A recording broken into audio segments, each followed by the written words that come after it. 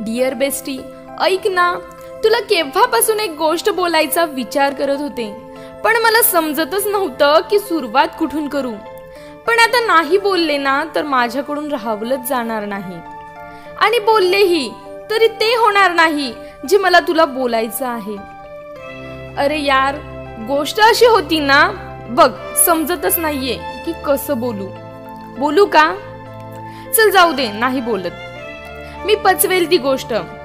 जाऊ दे, काही नाही, होत असतं. काहीच न बोलण्यातही कधी कधी भलं असतं, हो ना?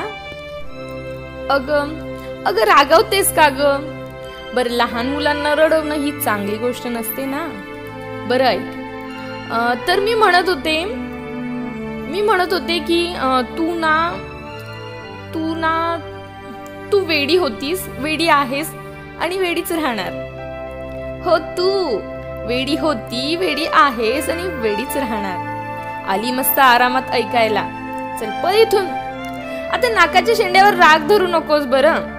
किती वेड केलंस केव्हाच. तुला परेशान करायला मला खूप आवडतं पागल, म्हणून तर करावं लागतं असं कधी कधी. वेडाबाई, माहित नाही काय काय विचार करत होती केव्हाची वेड्यासारखी. चल जा आता, कर तुझं काम. थँक्यू फ्रेंड्स, हे सहजच सुचलं म्हणून. व्हिडिओ कसा वाटला? आवडला ना?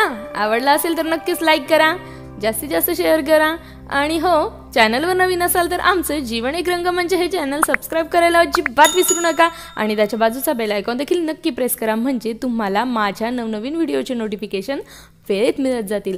चला तर मग मित्रांनो, पुन्हा भेटूया अशाच नवीन हटके व्हिडिओ सोबत. तोपर्यंत पाहत रहा, ऐकत रहा जीवन एक रंगमंच.